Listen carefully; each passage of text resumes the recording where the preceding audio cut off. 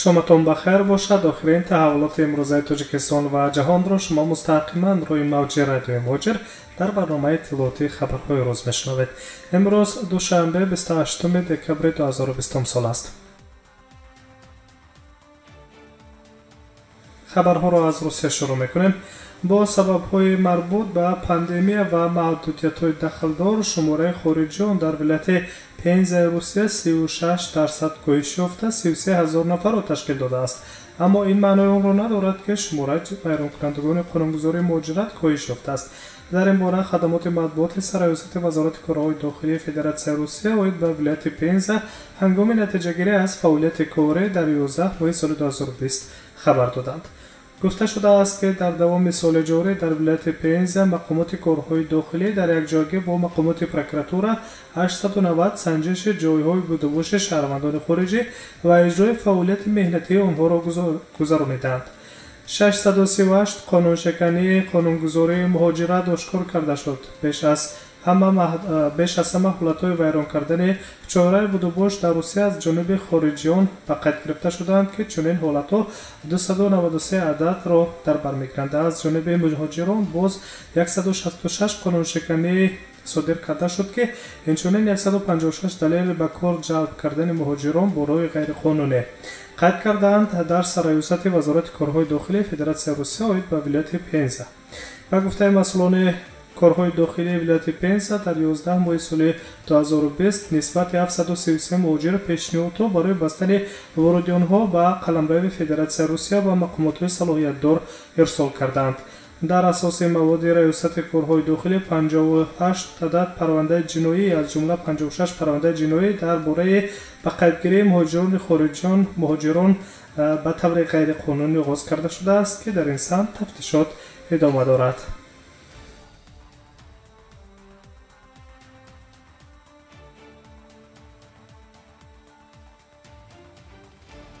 идомаи хабарҳо. як шаҳрванди Тоҷикистон дар шаҳри Екатеринбург ҳангоми иҷрои корҳои сохтмонӣ аз баландии ошёнаи дуюм афтидааст. ҳодиса дар майдони сохтмонии маҷмаи чоруми истиқоматии Солнечный ба вуқӯъ омадааст. ин мард дар ҳолати вазнин дар беморхона бистарӣ гардидааст. коргари ҷамъияти дорои масъулияташ маҳдуди Промстроймонтаж шаҳрванди 33 солаи Тоҷикистон аз баландии ошёнаи дуюм ба замин афтод. дар ҳолати вазнин дар беморхонаи шаҳрии клиникии рақами 23 бистарӣ карда шудааст, гуфтанд аз мақомоти ҳифзи ҳуқуқи шаҳр ба хабарнигорон. дар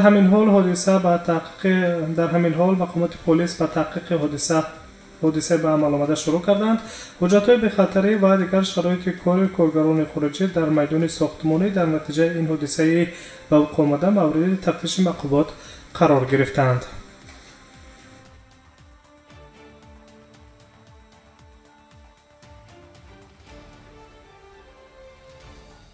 таҳаввулоти охирини имрӯзаи Тоҷикистон ва ҷаҳон аст мустақиман рӯи мавҷи радиои Моҷир.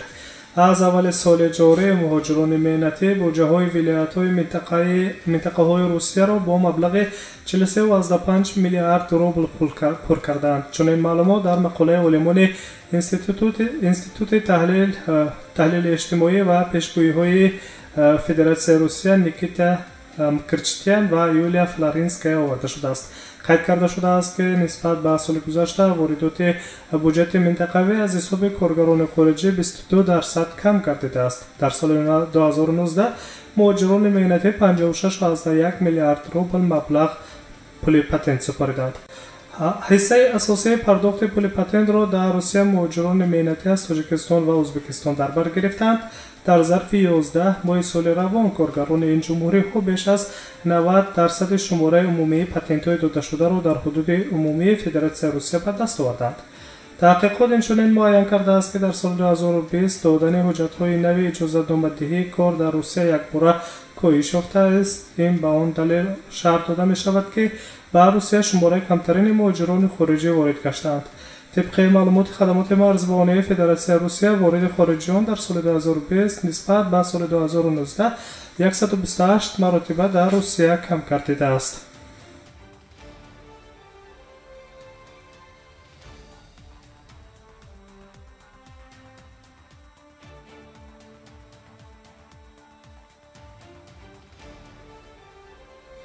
таҳаввулоти тоҷикистон ва ҷаҳон дар рӯи мавҷи радиои муҳоҷир мустақиман.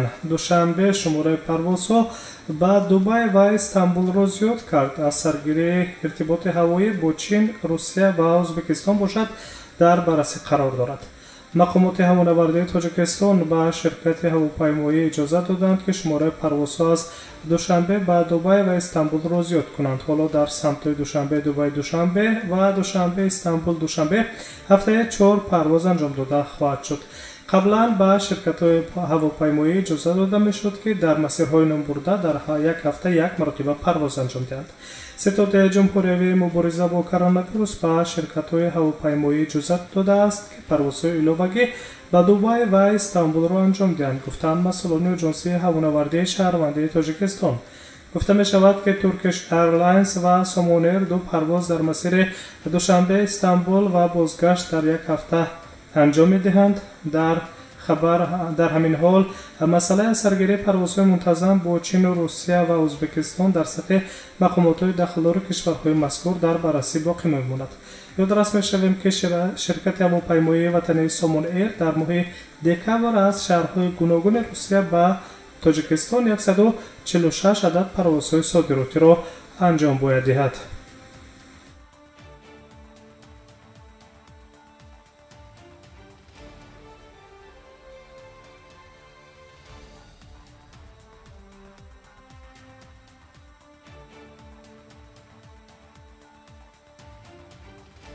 идомаи хабарҳо ва назаре ба минтақа низ мекунем. русия воруди муҳоҷирони кории ӯзбекистонро осон мекунад.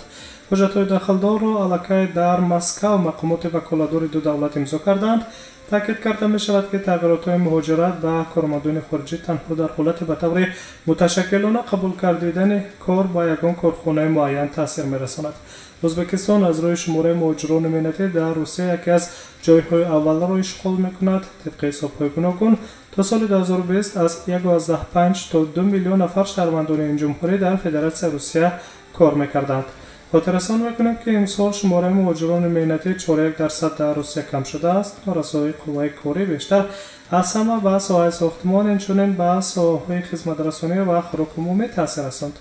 ба вуҷуди афзоиши маош дар бахшҳои номбаршудаи шаҳрвандони Русия, ҷойҳои корӣ холимондаи муҳоҷиронро пур карда натавонистанд. аз ин лиҳоз масъалаи осон кардани воруди коргарони хориҷӣ дар сатҳи давлатӣ ба миён гузошта шуд. аммо то ҳол сухан танҳо дар бораи муҳоҷирати муташаккилона меравад, яъне вақте корфармо ҳадафмандона кормандонро барои кор дар иншооти муайян ҷалб месозад. барои ҳамаи категорияҳои дигари шаҳрвандони хориҷӣ марзҳои Русия то ҳоло паста боқӣ мемонанд.